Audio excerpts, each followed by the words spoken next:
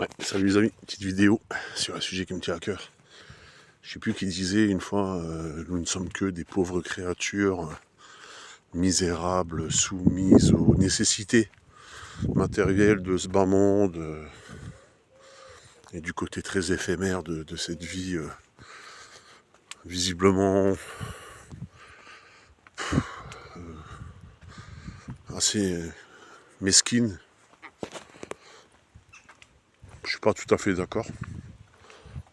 Je suis pas tout à fait d'accord. Même supposant même que cette personne considère que la prison matérielle soit quelque chose de mesquin et que les nécessités du bas-ventre, on va dire, soient quelque chose de mauvais en soi. Bah moi je sais pas, je suis pas d'accord avec ça parce que ça fait partie de notre condition. Et ce qui est intéressant, c'est de surpasser cette condition. C'est ça que je trouve intéressant. C'est d'en avoir conscience et de pouvoir transcender,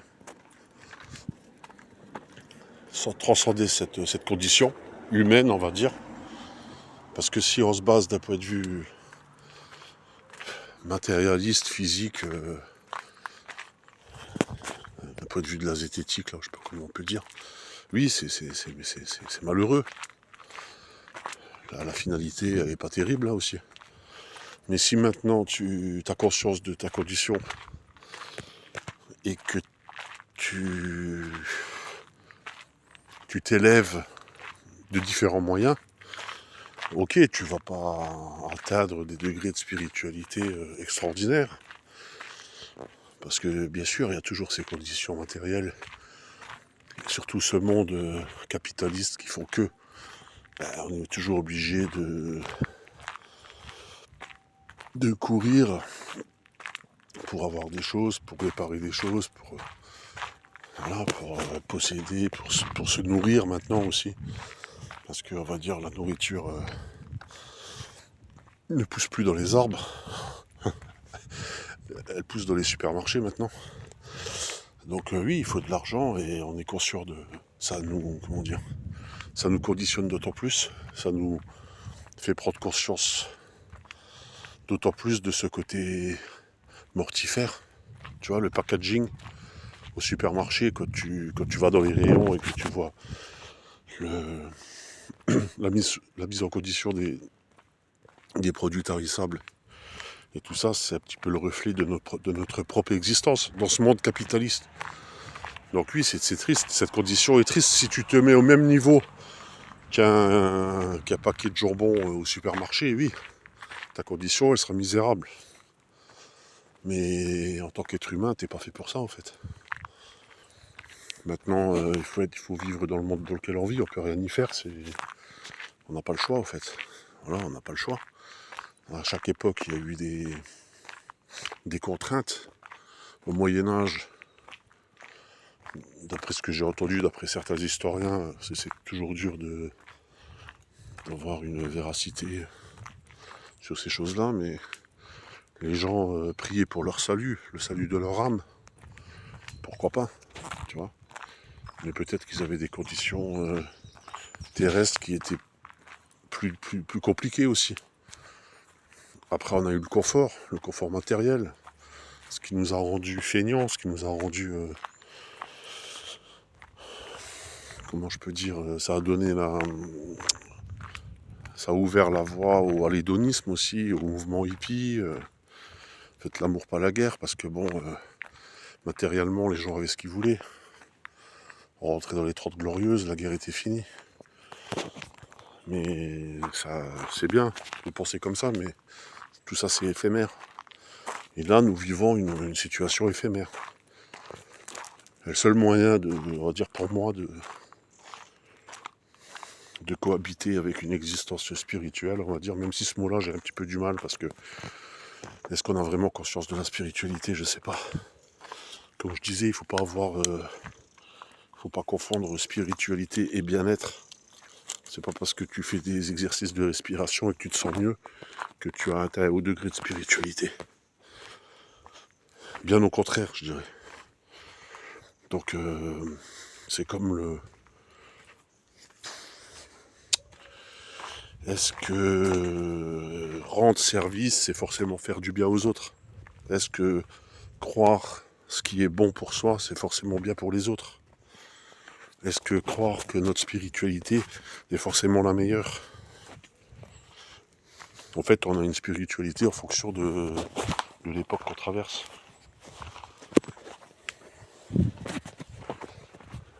Bonjour. Bonjour.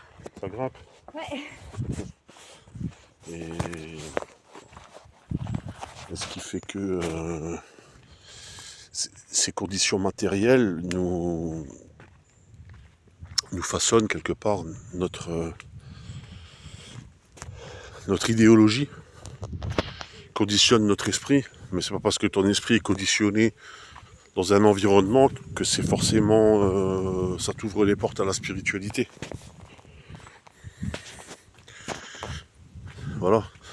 Alors moi, pour outil, on va dire l'outil qui me permet de me sentir mieux, encore une fois, parce qu'on m'avait déjà fait une réflexion, on m'avait dit mais ça n'a rien de spirituel ce que tu fais. Non, ça n'a absolument rien de spirituel. En fait, moi je mets en situation des environnements, et souvent des personnages dans des environnements. Ils sont piégés dans leur environnement, quelque part. Donc ouais, il y a pas vraiment... C'est pas vraiment de la poésie, même si quelques personnes trouvent ça poétique, mais c'est ma façon à moi d'exprimer l'homme dans un environnement, peu importe l'environnement, c'est moi qui l'imagine après. Mais soit tu te sens piégé de cet environnement, ou soit tu cherches à t'y échapper. Et souvent dans mes trucs un peu dessin artistique et tout, il s'y échappe soit par la pensée, soit par l'imaginaire. C'est pour ça que c'est souvent des mondes un peu oniriques, tout ça. Fait avec mes moyens à moi, bien sûr, hein, avec mes limites à moi. Hein. Moi, je suis pas Dali, je suis pas Picasso, je suis rien de tout ça. Je suis pas Jérôme Bosch. J'ai mon niveau à moi, on va dire. C'est pas le meilleur niveau, mais c'est le mien. C'est l'environnement que je propose artistiquement, c'est ce que j'ai rien trouvé de mieux, en fait. Hein. Après, bien sûr, on peut prendre des cours, c'est ce que je disais la dernière fois, pour se perfectionner techniquement. Hein, c'est comme si, imagine, t'écris un bouquin, t'es un écrivain, t'as des super idées, mais t'es limité. Tu sais que écrire au passé composé, à l'imparfait et au présent. Hein. Tu t'es vite limité, au fait. Mais par contre, tes idées, elles sont là. Bah moi, c'est à peu près la même chose dans le dessin et la peinture. C'est que moi, j'ai pas vraiment fait de cours à proprement parler. J'ai pas fait d'école d'art et tout, donc j'ai dû un peu apprendre par mes propres moyens. Ce qui fait que j'ai une certaine limite, c'est la limite de mes compétences. Et après, avec ces compétences-là, je fais ce que je peux. Bonjour.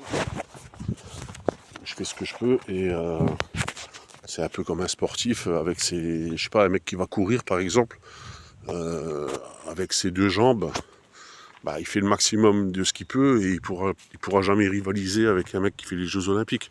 Mais il fait ce qu'il peut. Et moi, c'est ce que je fais ce que je peux.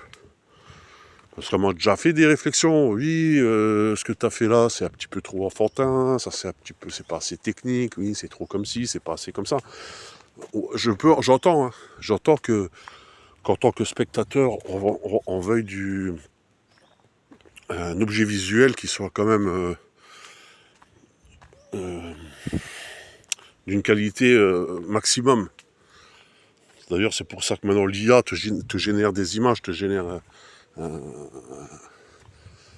un environnement artistique que tu as l'impression que c'est super bien, mais il n'y a rien d'humain là-dedans, alors tu te fais duper par quelque chose de faux. Et c'est vrai que l'image est trompeuse parce que on est séduit par l'image. C'est la première chose, en fait, quand tu ouvres les yeux, quand tu nais, la première chose que tu fais après respirer, c'est ouvrir les yeux. Donc tu as déjà le choc. Tu as déjà le choc visuel.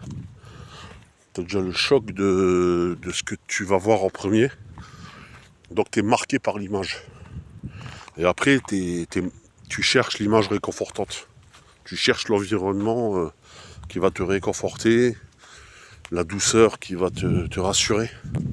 Donc ça va être le visage de sa mère, le visage de ses proches. Et après, en grandissant, on cherche à recopier, à imiter des choses qui nous ont plu. Ou alors à mettre en situation des événements dans un imaginaire qu'on a généré, qu'on vient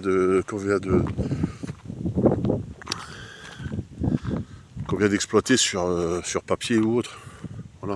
Je sais pas si je suis clair dans ce que je dis, j'essaie de parler bien, des fois c'est pas toujours évident. Donc voilà. Alors, est-ce que j'ai été clair? Je ne sais pas. C'est tout ça pour vous dire que voilà, je vais faire un résumé de ce que je vous ai dit, ce sera plus clair. Oui, on est dans un environnement éphémère, on est soumis à des contraintes physiques et matérielles. C'est normal, c'est quelque chose de tout à fait normal, il n'y a rien de péjoratif là-dedans, parce que souvent maintenant les gens considèrent notre condition humaine comme quelque chose de néfaste, de pas bien. Tu vois, un petit peu comme les cathares à l'époque, on va dire. Et pour eux, le salut, il se fera hors sol, quoi, à l'extérieur de ce monde. En fait, je suis pas d'accord avec ça, quoi. Déjà, est-ce qu'il y aurait un salut? Je suis pas sûr. Et pour l'instant, on est soumis aux conditions de ce monde. Et je sais pas qui c'est qui disait, c'était super intéressant ce qu'il disait. Ce que disait cette personne, c'est le soleil brille de la même manière pour tout le monde, en fait. De notre vivant, là, ici-bas, j'ai trouvé cette phrase très intéressante, je sais pas de qui c'est. Ici-bas, on va dire, le soleil, il brille aussi bien de la même manière pour un assassin que pour un saint homme, quoi. La lumière, elle serait exactement la même pour les deux hommes. Alors pourquoi est-ce que dans l'au-delà, il y aurait une éventuelle récompense? Et même s'il y a une récompense, c'est qui sont les ayants droit, hein? Parce que quand on fait une introspection, qui est vraiment pur, qui est vraiment saint dans l'histoire? Bref, voilà, là je rentre dans des choses un peu métaphysiques. Je vais revenir à des choses plus concrètes, voilà, pour vous sortir un peu de votre condition merdique, on va dire, votre quotidien pourri, qui est propre à beaucoup de monde, moi le premier. Bah, créer, c'est un super échappatoire, voilà. Donc je vais continuer à faire mes petites vidéos de dessin au crayon, sur petit carnet maintenant, parce que c'est facile à transporter et vous pouvez dessiner où vous voulez.